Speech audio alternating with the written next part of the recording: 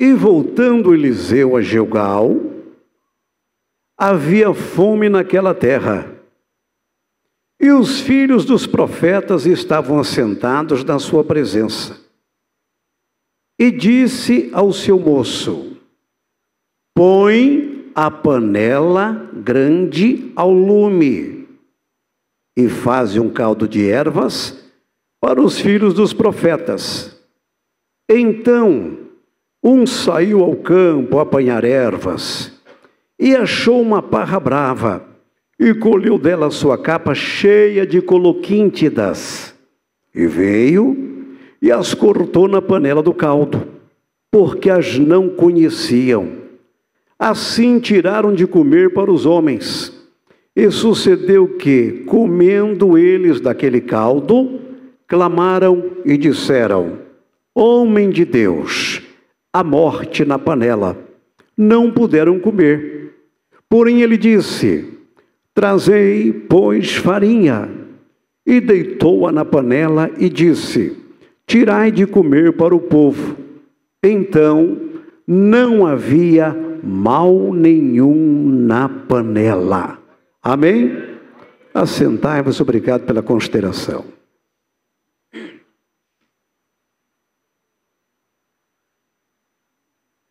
O texto que nós lemos desta noite, ele gira em torno de um dos grandes personagens do Velho Testamento, Eliseu, cujo nome quer dizer Deus é salvação.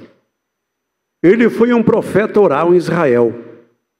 Um profeta oral é aquele que não escreveu suas profecias, mas sim as verbalizou. E este profeta Eliseu foi um homem diferenciado. A Bíblia diz que ele sucedeu a Elias. O que eu acho interessante é que entre um e outro haviam diferenças contrastantes.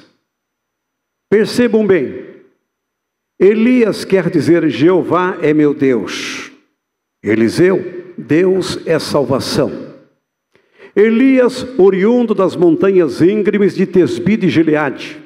Eliseu, oriundo da aldeia de Abel-Meolá, no fértil vale do rio Jordão. Elias tinha pais desconhecidos. Eliseu, filho de Safate. Elias tinha profissão desconhecida. Eliseu era agricultor. Elias era pobre. Eliseu era rico. Elias era calado. Eliseu era falante. Elias era introvertido. Eliseu extrovertido. Portanto, entre um e outro haviam diferenças contrastantes, mas Deus uniu as suas diferenças. Nós, obreiros, precisamos entender que o imitacionismo não promove nenhum benefício para nós no que tange o exercício do ministério, principalmente no que tange o exercício da prédica. Vitor Hugo disse assim: não copies nada nem a ninguém. Um leão que copia um leão torna-se um macaco. É importante que eu, você, nós venhamos a entender que cada um tem a sua impressão digital, cada um tem a sua marca, cada um tem o seu estilo. O que é lindo são as mais diferentes matizes que nos marcam. O que é lindo é a pluralidade ministerial, a diversidade. Juntos nós formamos o mosaico da graça, cada um com seu estilo, cada um com talento. Bendito seja Deus. Meus amados irmãos, no capítulo 19 de 1 Reis, temos aqui algo fantástico. A ordem que Deus deu a Elias para que ele pudesse ungir a Eliseu. Eu quero que você observe 1 Reis 19, versículos 15 e 16. E o Senhor lhe disse: vai, volta pelo teu caminho para o deserto de Damasco, vem e unge Azael, rei sobre a Síria.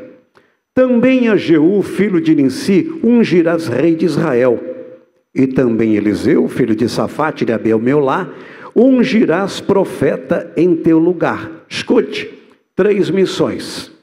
Ungir a Azael, rei sobre a Síria. Segunda, ungir a Jeú como rei de Israel. Terceira, ungir a Eliseu como profeta em seu próprio lugar, isto é, no lugar de Elias. 3 tarefas outorgadas por Deus a Elias. O curioso é que a primeira ele não cumpriu.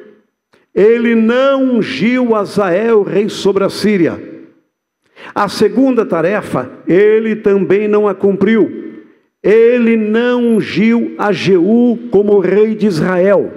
Mas a terceira, ele a cumpriu. Ele ungiu a Eliseu como profeta em seu lugar. Por quê, pastor? Foi negligência? Foi desobediência? Não. É porque Elias estabeleceu o critério da prioridade. O que era mais urgente? O que era mais necessário? O que tinha que ter celeridade e rapidez de acontecer?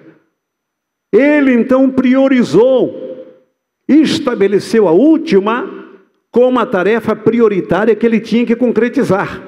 Assim, ele ungiu a Eliseu como profeta em seu lugar. Ora, pastor, como ficaram as 2 outras tarefas? Isto é lindo. Sabe quem as executou? Eliseu.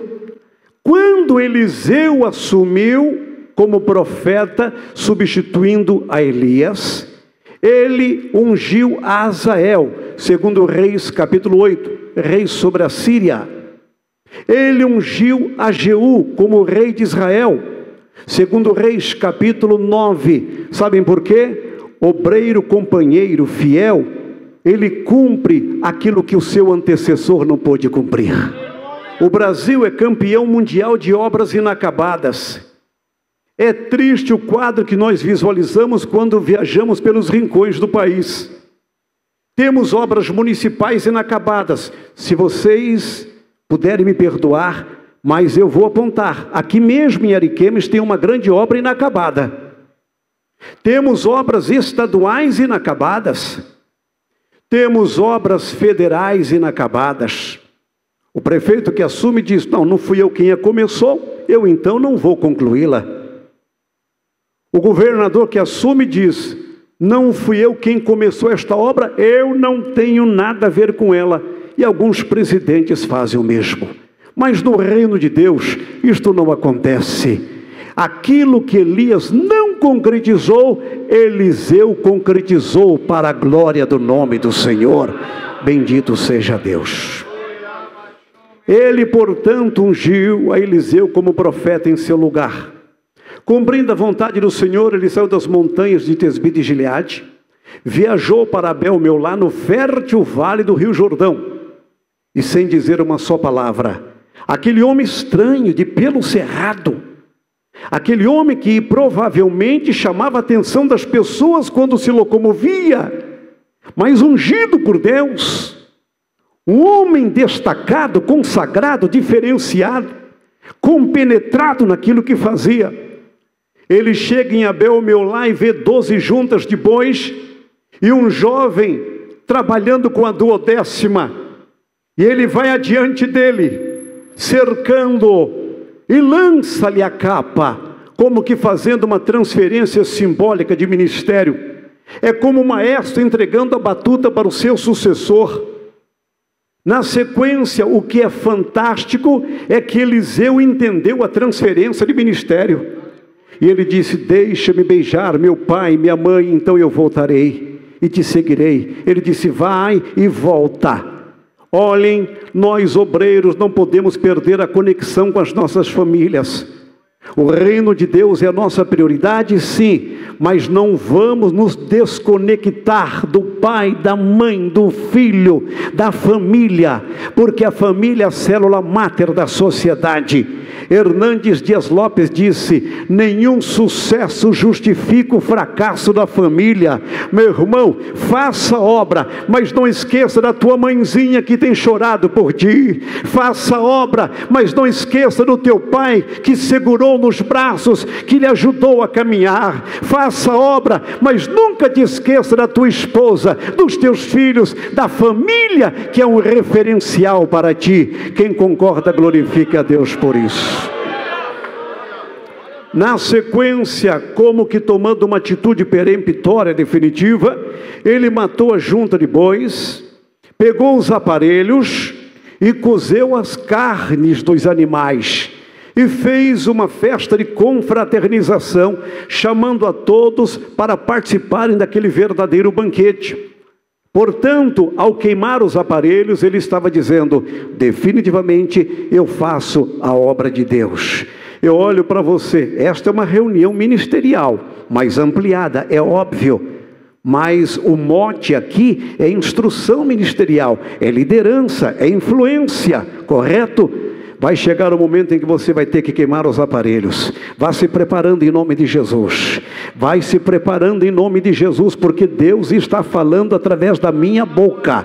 Vai chegar o momento em que você vai ter que colocar um ponto final nas suas atividades seculares. Eu sei que você é brilhante, eu sei que você é um grande profissional, eu sei que você é aplicado, eu sei que você é disciplinado, eu sei que Deus tem te feito reluzir nesta cidade, mas Deus vai exigir de ti, na hora certa, que queime os aparelhos, porque Deus precisa de ti, mais do que a sociedade de uma forma geral. O reino de Deus clama pela sua liderança.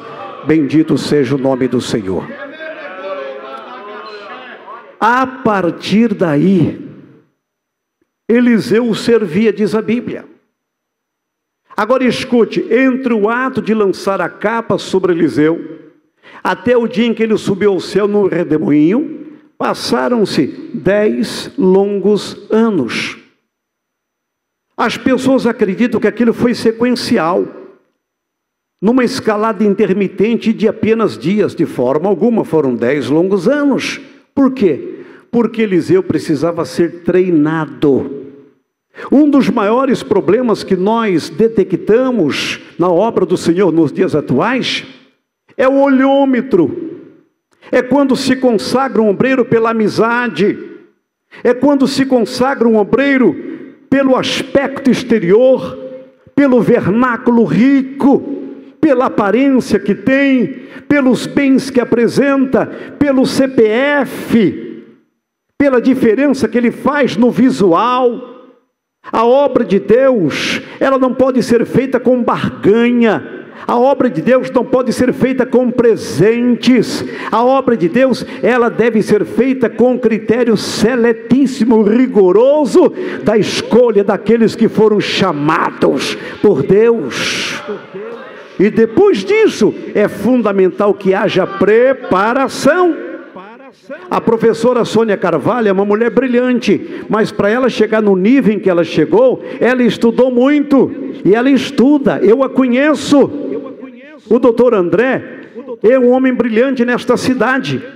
Eu soube, alguém me falou hoje, que ele vai continuar os seus estudos, ampliando a sua capacitação profissional. No ministério não é diferente, é preciso treinamento, treinamento, treinamento.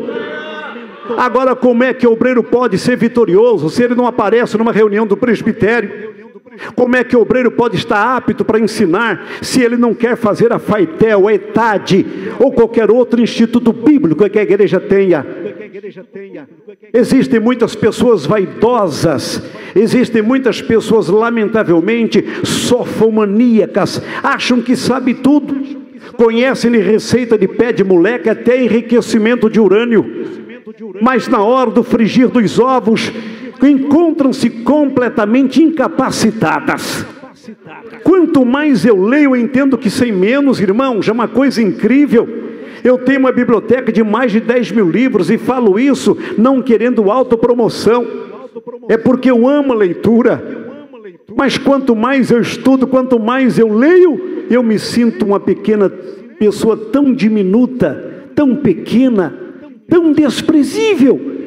Eu conto com a graça de Deus que capacita. Bendito seja o Senhor.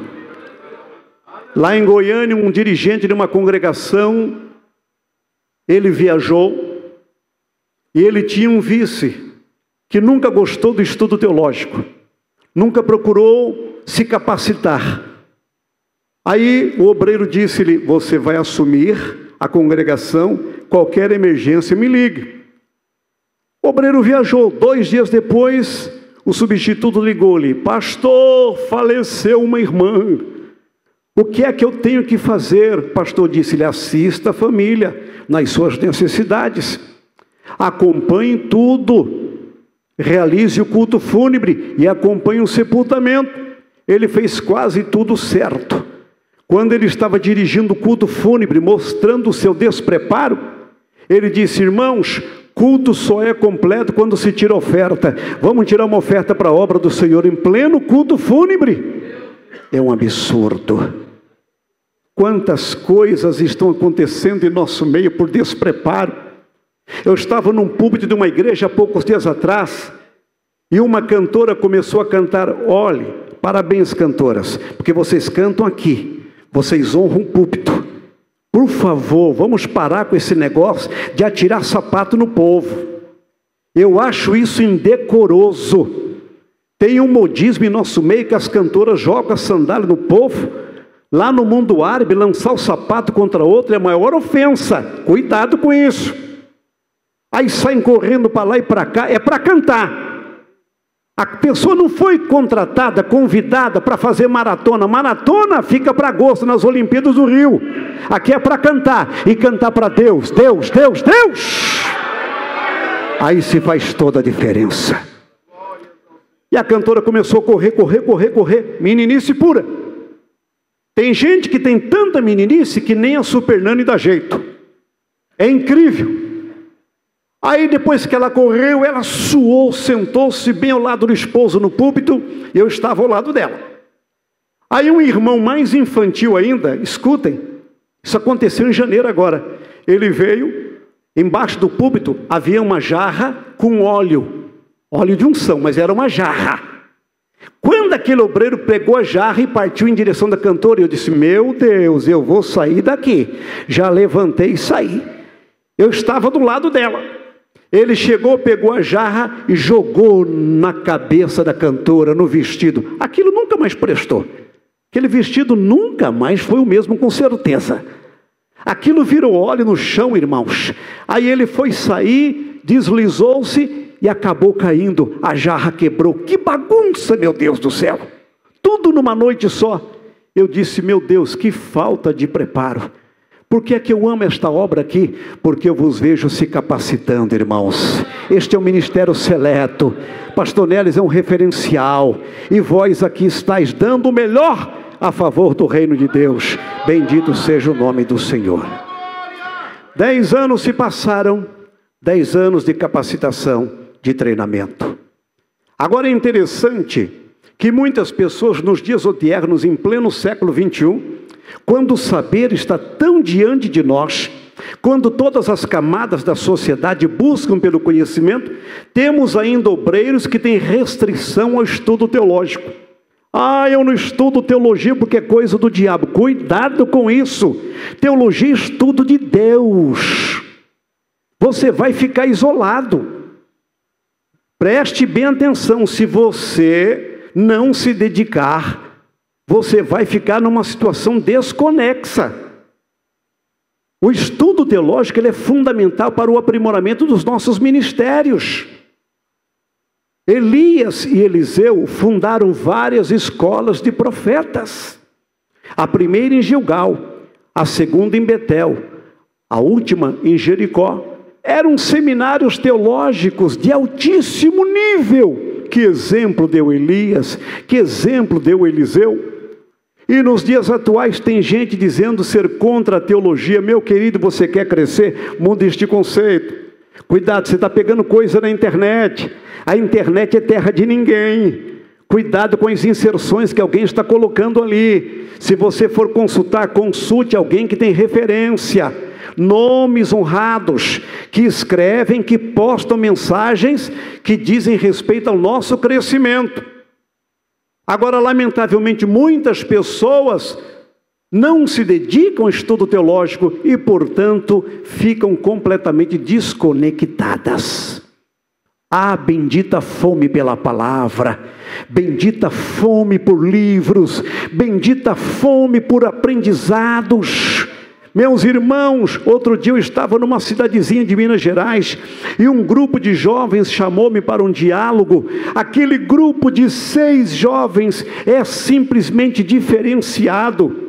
Um grupo que estuda hebraico, um grupo que estuda o grego, um grupo que se dedica para ajudar o pastor a alavancar a obra. Eles lá não têm tantos recursos, mas eles têm a vontade, a disposição. Bendito seja Deus. Agora muitos têm tudo isto diante de si e descartam, desprezam, o que é lamentável. 3 escolas de profetas foram construídas. 3 realidades teológicas de altíssimo nível. Mas aprove a Deus arrebatar Elias. E simplesmente quando o Senhor levou Elias para os céus, a sua capa foi deixada como símbolo de autoridade para Eliseu. A partir daí, Eliseu estava chancelado como profeta oral de Israel. Ele não foi pego de surpresa. Ele não sofreu nenhum abalo sísmico diante da responsabilidade. Sabem por quê? Ele foi treinado. Você já se deu conta que você está sendo preparado para grandes desafios? Você já se deu conta que Deus vai te dar um rebanho muito em breve? Você já te deu conta que Deus vai te levar para pregar fora do Brasil? Para cantar fora do Brasil? Deus faz isto com aqueles que se dispõem, com aqueles que sonham. Jorge Paulo Lema é o homem mais rico do Brasil, um dos donos da Ambev. Perguntaram-lhe, por que é que o senhor sempre sonha grande? Ele disse, dá o mesmo trabalho, sonhar pequeno e sonhar grande. Então eu já optei por sonhar grande. Meu irmão, sonhe grande, sonhe com um pastorado de excelência, sonhe com um novo CD, sonhe com coisas lindas, porque Deus trabalha com os nossos sonhos. Quem crê, glorifica a Deus por isso nesta noite. Eliseu tinha uma profunda gratidão com o lugar que o projetou. De onde Eliseu saiu quando ele começou a se preparar para suceder a Elias? De Gilgal. Ele sai de Gilgal, vai para Betel, de Betel para Jericó, atravessa o Jordão, aí há o arrebatamento de Elias, e ele então recebe a capa símbolo de autoridade. Eliseu soube que havia fome na terra, e ele foi mostrar a sua solidariedade com o lugar que o projetou. Tem gente que perde a gratidão com o lugar que o projetou. É incrível isso. É incrível. Onde foi que você começou o seu ministério? Foi aqui? Tenha profunda gratidão pela mão que um dia foi colocada sobre a sua cabeça. Aí Eliseu soube que Gilgal estava sofrendo com uma terribilíssima fome. A fome durou 7 anos. Segundo Reis, capítulo 8. A Bíblia diz que a cabeça de um jumento pesava ou custava 80 ciclos. Fome, fome, intensa fome. E Eliseu, portanto, chega em Gilgal para consolar os corações aflitos daqueles que lá estavam. Aí ele vai diretamente para a escola de profetas, e quando ali chega, os filhos dos profetas, que coisa linda, mesmo famintos, quando viram o mestre chegar, assentaram-se na posição clássica de discípulos para ouvirem a palavra do homem de Deus. O corpo estava magérrimo, sofrendo com a fome, mas eles priorizavam a alimentação espiritual. E Eliseu ministrou-lhes. Depois da ministração, Eliseu então diz algo interessante. Chamando o seu ajudante de ordens, disse-lhe, escute, põe a panela grande no fogo. 2 coisas que eu quero que você me ouça. Primeiro, põe a panela grande. Sabem por quê? Eliseu preocupou-se agora com a necessidade física dos seus discípulos. E urgentemente algo deveria ser feito para que eles pudessem comer. Mas ele olhou o auditório, que era numeroso, e ele pediu abundância. Põe a panela grande. uma das coisas que mais simplesmente me intimida é quando eu vejo panela pequenininha. Eu não gosto de panela pequena, já vou avisando, hein? Eu não gosto de panelinha. Ontem à noite no setor 4, pastor Diógenes com a sua equipe, todos trabalharam para a produção de um caldo. Eu vi as fotos hoje no celular do irmão Zezinho, né, irmão Zezinho? É cada panela, meu Deus do céu, que coisa linda. Panelas grandes, enormes, transbordando. Põe a panela grande. Sabe o que isso quer dizer? Eu, você, nós que ministramos, temos que ter uma estrutura grandiosa teológica para atender os reclames de toda a igreja do Senhor. Isso fala de disposição para buscar algo novo para dar à igreja, para se alimentar. Agora tem igreja que a panela é pequenininha. Tem igreja que vive de show. Tem igreja que só vive de entretenimento. Tem igreja que vive apenas de modismos. Mas aqui em Ariquemes a panela é grande para a glória do nome de Jesus. Aqui todos podem vir porque há o que comer. Louvado seja Deus. Eu quero que você reflita comigo, você que dirige uma igreja, você que ministra, você que prega, você que ensina. Precisamos criar uma estrutura grandiosa, é panela grande. Bendito seja o nome do Senhor. Agora escute, põe a panela grande no fogo. Eu não gosto de comida fria. É difícil, irmão Zezinho, comer comida fria. Como é que eu vou comer uma feijoada fria? Como é que eu vou comer buchada de bode fria? Não dá. Não desce. A comida tem que ser quente, ela pode ser simples. Um arroz, um feijão, um torresminho, um ovinho frito, mas a comida tem que ser quente. Comida fria é intragável. Sabe o que isso quer dizer? Primeiro, a panela para a igreja tem que ser grande, estrutura teológica de altíssimo nível, obreiros preparados, obreiras preparadas, uma grande equipe, multipreparada para ministrações variadas.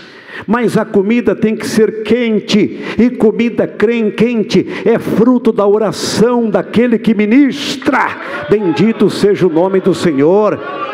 Nós estamos no piloto automático, nós estamos nos acostumando com os macetes teológicos. Isso não quer dizer que eu não seja a favor da teologia, eu sou, mas cuidado com os macetes teológicos, cuidado com o repetitismo, em nome de Jesus, cuidado com o tecnicismo, muito cuidado com a autoconfiança.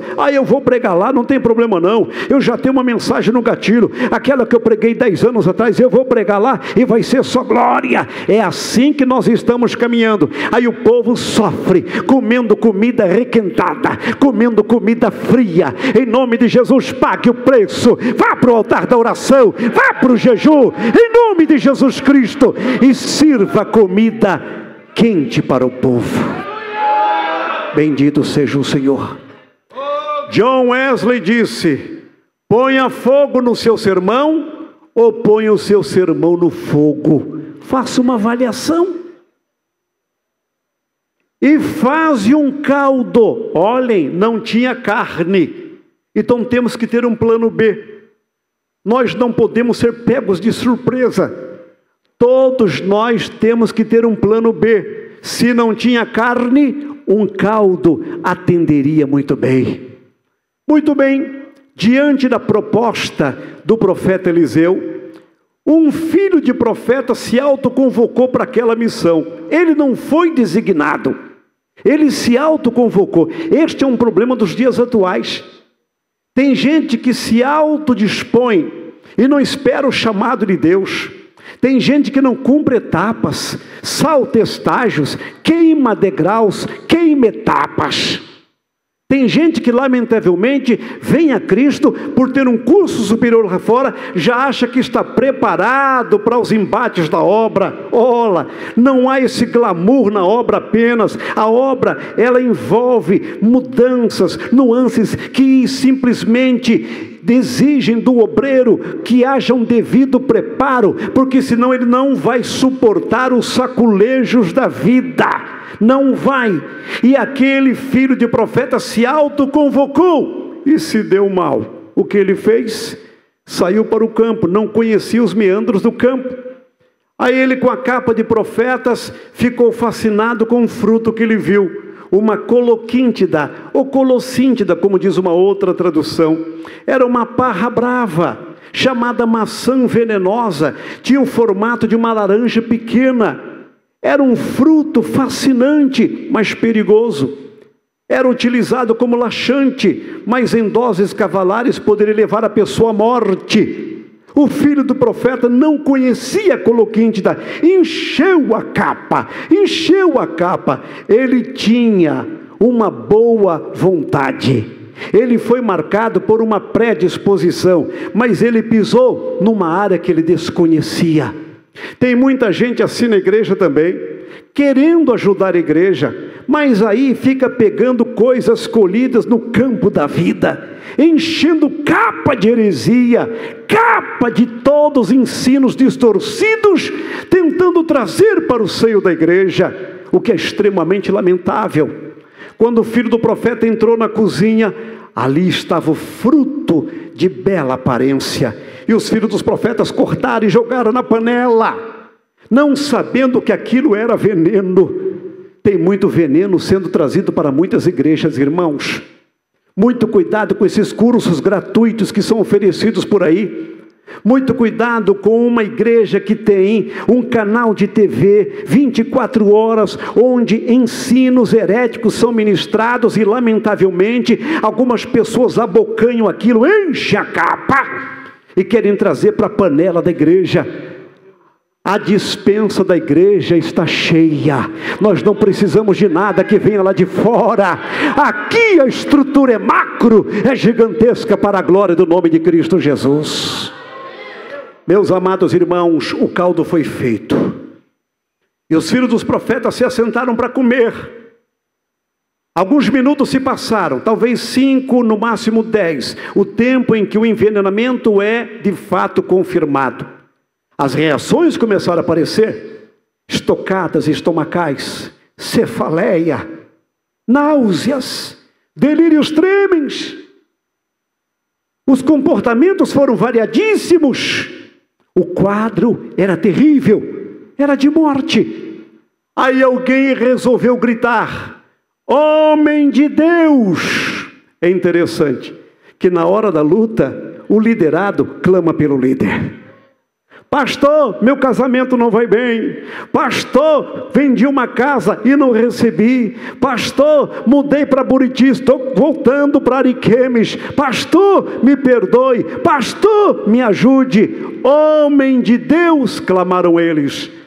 Há veneno na panela. O profeta Eliseu chegou e administrou a situação. Você precisa ter essa graça como líder. Assuma o controle da situação. Você vai se ver diante de situações adversas, no vai e vem da obra. Vai ter hora que o diabo vai dizer assim, ele vai tremer de medo, mas Deus vai te dar graça, e você vai olhar, vai perlustrar com seus olhos, e Deus vai te dar o controle da situação, em nome de Jesus. Alguns filhos de profetas caídos ao chão. Eliseu disse: tragam farinha. Ninguém contra-argumentou. Aí correram porque farinha tinha. E trouxeram farinha e começaram a jogar na panela grande. E o caldo foi engrossando, engrossando, engrossando. E Eliseu disse: tirai e dai de comer a todos. Como é que uma pessoa vai comer aquilo que envenenou? É só pela fé, é diante da palavra do homem de Deus. Todos voltaram a comer e o veneno havia sido dissipado porque a farinha cortou o poder do veneno. Eu sei que você é devidamente preparado. Eu sei que você entende muito bem que Deus está lhe capacitando a cada dia mais para grandes embates do ministério. Nós estamos numa época difícil. Existem pessoas trazendo veneno para a panela teológica da igreja. Tem gente trazendo lições do calvinismo que tanto desserviço presta ao reino. Uma vez salvo, salvo para sempre. Mentira do diabo. Vamos ser mais realistas, irmãos. Tem gente querendo trazer a prática do sabatismo no nosso meio. Tem gente querendo trazer lições contra o dízimo. São pessoas da mão quebrada, contraproducentes, que não sabem o caminho, o itinerário do gasofilácio. São pessoas que têm um coração rancoroso, não têm gratidão a Deus, e por isso são contra a prática do dízimo, e querem que isto cresça no seio da igreja do Senhor. Estão trazendo tudo isso para o nosso meio. Pessoas que são contra os pastores serem assalariados, enquanto a Bíblia diz, digno é o obreiro do seu salário. Se a palavra está dizendo, não podemos contrariá-la. Tem gente questionando a tudo e a todos, é todo tipo de veneno. A confissão positiva de Kenneth Hagin, que tanto desserviço promove ao reino, que coisa cruel. São pessoas que querem nos dias atuais impetrar o batismo em nome de Jesus, anulando a nossa forma batismal. É terrível, tudo isso está acontecendo em nosso meio. Meus irmãos, e o misticismo que entra no seio da igreja. Olha, já tem igreja com irmã praticando isto. É o sal do Mar Morto, é a pedra do Sinai, é a água do Jordão, é a folha da oliveira do Getsemane. Outros praticam então a entrega da rosa ungida, do lenço ungido, é o martelinho, é o travesseirinho, é a toalhinha, e isto vem crescendo também em nosso meio. E outros com práticas abusivas, é a teologia do riso. Hoje nós temos artistas circenses ocupando os púlpitos. Sabem qual foi o instituto que eles fizeram? Charlie Chaplin. Não sabem fazer outra coisa senão promover o riso na igreja. Como nós temos ministrantes da palavra que se inclinaram a esta prática e a igreja se delicia. Isto é terrível. Leonardo Ravenhill disse, não encontro na Bíblia. Ame a tua Bíblia, leia a tua Bíblia, pratique a tua Bíblia, conheça a tua Bíblia, em nome de Jesus. Se há veneno na panela, só há um antídoto que pode cortar o poder do veneno, que é letal: a palavra de Deus, a farinha que Deus nos deu. É esta que nos alimenta e corta o poder nocivo do veneno. Haviam naquela época 2 tipos de farinha: quemate, do hebraico, farinha grossa, e solete, farinha fina. Tem hora que a farinha tem que ser fina. Quando você vai falar com adolescente, você vai falar com pré-adolescente, é farinha fina. Mas tem hora que é farinha grossa para falar comigo, para falar contigo, para falar conosco, obreiros do Senhor, é farinha grossa. Bendito seja Deus. Que tipo de farinha era utilizado, pastor? De milho ou de mandioca? Nenhuma naquela época, era de trigo. Sabe o que os hebreus faziam? Pegavam trigo e colocavam para secar. Depois eles pegavam um vaso de azeite. Que coisa linda, irmãos. A farinha estava secando, aí eles pegavam um vaso de azeite e vinham jogando em cima da farinha. Era azeite em cima da farinha, era azeite, azeite, azeite, azeite. E aquilo virava algo lindo, fantástico. E ali eles moíam os grãos. Era farinha misturada com azeite. Muitos conhecem farinha, mas sem azeite. Nós, porém, conhecemos a farinha, que é a Bíblia, com azeite, que é o Espírito Santo de Deus, que nos ajuda na comunicação da palavra. Bendito seja o nome do Senhor. Eu quero que você se ponha em pé comigo, por favor. Eu não posso caminhar mais em função do nosso tempo. Em nome de Jesus, pega a sua Bíblia, por favor. Ponha sobre o seu coração.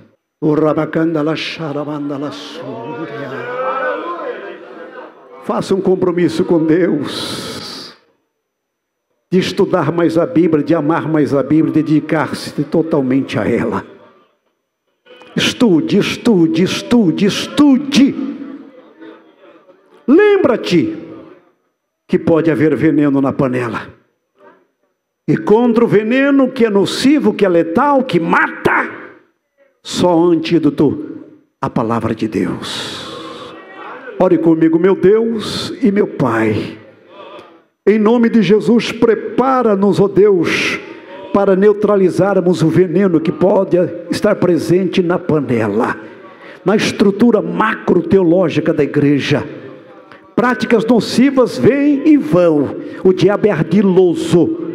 E existem pessoas, Deus, que não têm preparo, são seduzidas pelas fascinações das heresias, e nós precisamos contra-atacar, não com a contenda, mas anulando o poder do veneno. Em nome de Jesus te pedimos graça para ministrarmos a tua palavra, em nome de Jesus. Amém. Deus nos abençoe. Assentai-vos.